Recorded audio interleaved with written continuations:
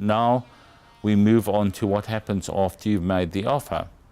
Now, when you make the offer, the seller might, I beg your pardon, the agent might have 3 or 4 different offers, and they'll take them to the seller, and the seller would consider which is the best offer. Like, for example, if it's a cash offer with no finance, the seller might take that.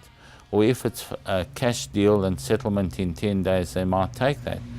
While I'm talking about cash offers, it's really important to point out that many developers, and I've had a couple that have done this, have said to the client, listen, you need to make a cash offer on this property. It cannot be subject to finance because otherwise you're going to lose the property.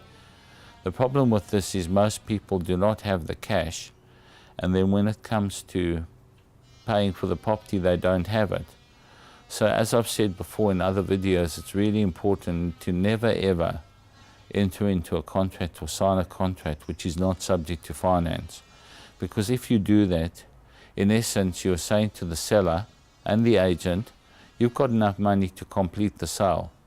And then what happens if you haven't got the money and the seller has to sell the property for less than the amount you paid it? Let's say you bought it for 400,000 and they can't sell it for 400,000, and they sell it for 400, let's say 360.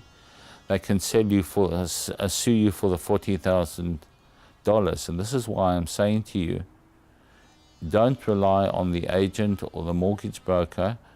Find yourself a reliable settlement agent or solicitor that can assist you at settlement, independent of the real estate agent or the broker, because they will advise you independently. And if they give you the wrong advice, they are covered by professional indemnity insurance, and you could always claim against them in the circumstances.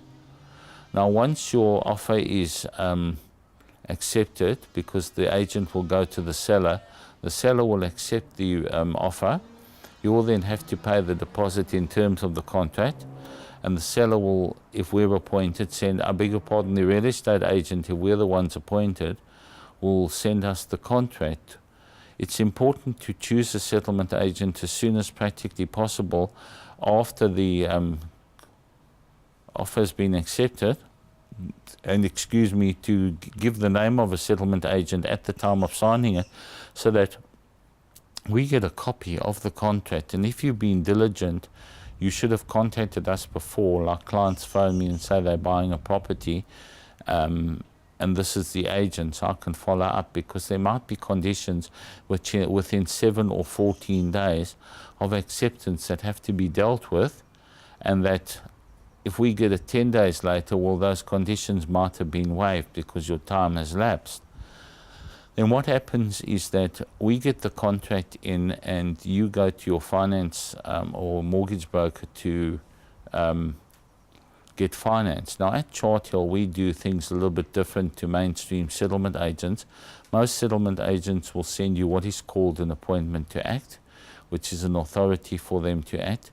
We normally contact you as the client and say, look, we're acting for you, thank you for your instructions. When we're ready for you to come in and sign documents, we will call you, because we don't like sending documents out to clients. We rather sit with them and get the documents signed in front of us so that we know that they're done properly.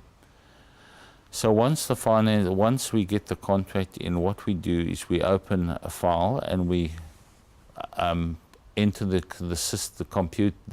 file into the computer system. Now, in order for you to not pay stamp duty, we lodge the contract online at Revenue Online. The contract has to be lodged within 2 months, otherwise you'll pay penalty duty. Now, if your contract falls through because a condition wasn't met, like finance not being met, or for any other reason, that contract can always be removed from Revenue Online. But to protect your interest, we lodge it with Revenue Online.